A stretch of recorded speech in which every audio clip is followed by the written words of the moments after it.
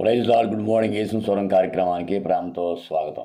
ప్రియులారా, దేవుడు దయచేసిన మరొక రోజుని బట్టి దేవుని స్తుతిస్తూ ఆరాధిస్తున్నాం. చాలాసార్లు దేవుడు మనకి చాలా సమయం ఇస్తున్నాడు. టైం అంటారు, సమయం సమయం సమయం. ఆ సమయంలో మనం ఏం చేస్తున్నాం, ఎలా ఉంటున్నాం అనేది కొన్నిసార్లు మనం ప్రశ్న వేసుకోవాలి. ఆ సమయాన్ని చాలామంది కూడా ఏం చేస్తారంటే, ఈ దినాల్లో చాలామంది టైము ఎక్కడ ఖర్చు అవుతుందంటే, ఎక్కడ ఆ సమయాన్ని వృధా చేస్తున్నారంటే చాటింగుల్లో, వాట్సాప్ల్లో, ఫేస్బుక్ల్లో ఇందులో పడిపోయి వారి ఉన్న టైము కొన్ని గంటలు వృధాగా ఖర్చు పెట్టేస్తున్నారు. మరి కొంతమంది అక్కడిక్కడ కూర్చొని పనికిరాని కబుర్లు చెప్పుకుంటూ, వ్యర్థమైన మాటలు మాట్లాడుకుంటూ, ఏదో పొరుగోడు గురించి ఊసులు మాట్లాడుకుంటూ సమయం గడిపేస్తారు. మరికొంతమంది ఖాళీగా బజార్లో తిరుగుతూ, పార్కులు తిరుగుతూ, షాపింగ్ మాల్కి వెళ్తూ సమయం వృధా చేస్తారు. సమయం దేవుడు మనకు అనుగ్రహించిన గొప్ప వరం లేదా గొప్ప ఆధిక్యత. సమయాన్ని మనం బహు జాగ్రత్తగా వాడుకుంటే మన జీవితం ఎదురికి వెళ్తుంది. చాలామంది చేసే పొరపాటు అదే. అంటే దేవుడిని స్తుతించడానికి, ప్రార్థన చేయడానికి, బైబిల్ చదవటానికి సమయం ఉండదు. వ్యర్థమైన కార్యాలకి ఎంతో సమయం. కొంతమంది చూస్తుంటాం, ఫోన్లో గంటల తరబడి మాట్లాడుతుంటారు. మరి కొంతమంది గంటల తరబడి చాటింగ్ చేస్తుంటారు. మరి కొంతమంది ఇలాగా రకరకాలుగా వారి సమయాన్ని వృధాగా ఖర్చు పెడుతున్నారు. బైబిల్ చెప్తుంది, ఎఫెసీయులకు రాసిన పత్రిక 5వ అధ్యాయము 15-16లో, సమయమును పోనివ్వక, బాగా వినాలి, సమయాన్ని పోనివ్వక సద్వినియోగం చేసుకో, దుర్వినియోగం చేసుకోవద్దు, జ్ఞానుల వలె నడు. గమనించాలండి, సమయాన్ని వృధా ఖర్చు పెట్టుకోకూడదు. చీమలు ఉంటాయి, చీమలు ఈ సమయాన్ని మరి ఎండాకాలం అంతా కూడా ఆహారం దాచుకొని ఆ కన్నాల్లో వర్షాకాలం వచ్చినప్పుడు తీరుబాటు కూర్చొని తింటాయి. అంటే వాళ్ళ ఉద్దేశం ఏంటంటే, ఎదర శ్రమ రాబోతుంది, మనం దాచుకుందామని. ఆ సమయాన్ని వారు ఆ చీమలు ఎంత ఖచ్చితంగా వాడుకుంటే ఆలోచించారా అండి. మరి సమయం అనేది చాలా విలువైనది, గమనించాలి. Time and tide wait for no man అన్నాడు పైన. Time and tide wait for no man అంటే సమయం కానీ అల కానీ, సముద్రం నుంచి అల కానీ ఎవరి కోసం ఆగదు.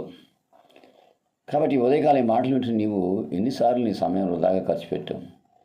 వాట్సాప్ల్లో, ఫేస్బుక్లో, సొల్లు కబుర్లో మాట్లాడుతూ, వాళ్ళతో వీళ్ళతో మాట్లాడుతూ వ్యర్థము ఎన్ని గంటలు నువ్వు వృధా చేస్తున్నావు? అది దేవుడు ఇచ్చిన సమయం కదా. ఇంకా నువ్వు బతుకున్నావు. చాలామంది చచ్చిపోయారు, నువ్వు ఇంకా సజీవ లెక్కల్లో ఉన్నావు. ఎందుకున్నావు? సమయాన్ని సద్వినియోగం చేసుకోవచ్చు. అజ్ఞానం వల్లే కాక జ్ఞానం వల్లే నడుచుకోని వాక్యం సెలవిస్తుంది. ఆ సమయాన్ని ఉపయోగించుకో. ఆ సమయాన్ని దేవుని కోసం ఉపయోగించు. ఆ సమయాన్ని ప్రార్థన కోసం ఉపయోగించు. ఆ సమయాన్ని వాక్యం చదవడంలో ఉపయోగించు. నీ సమయం ఉంది, దొరుకుతుంది. ఉద్యోగం చేసుకుంటున్నావు, పని చేసుకుంటున్నావు, పర్లేదు. అయితే కొంచెం సమయం దొరికినప్పుడు నువ్వు ఏం చేస్తున్నావు? ఒకసారి నిన్ను ప్రశ్న వేసుకో. వ్యర్థమైన మాటలా, పనికిరాని మాటలా, వ్యర్థమైన చాటింగ్లా, ఇదే నా పని, బతుకు. చాలామంది జీవితాలు అంతేనండి. ఎంత టైం దేవుడు ఇచ్చాడు పరమ తండ్రి. అయ్యో, దేవుడు ఈరోజు వరకు సజీవ లెక్కలు ఉంచాడు, నన్ను బ్రతికించాడు.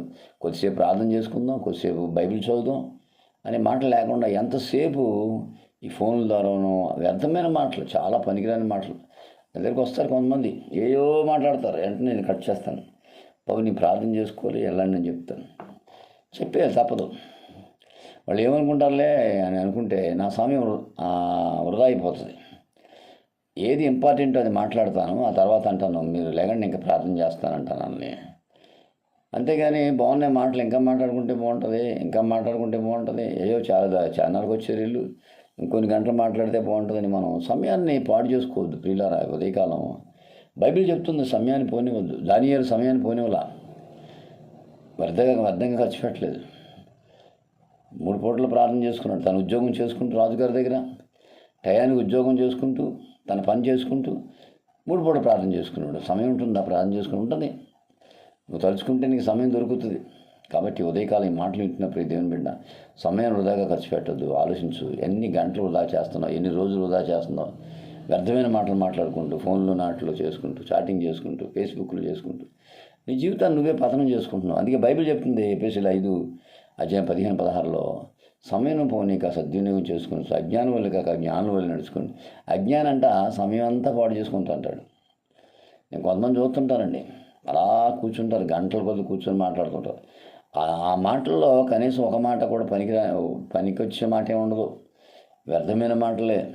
గమనించారు. కాబట్టి ఈ మాటలు వింటున్న ప్రియ దేవుని బిడ్డ, ఒకసారి నిన్ను పరీక్షించుకో. సమయాన్ని పాడు చేస్తున్నావా? ఆలోచించు.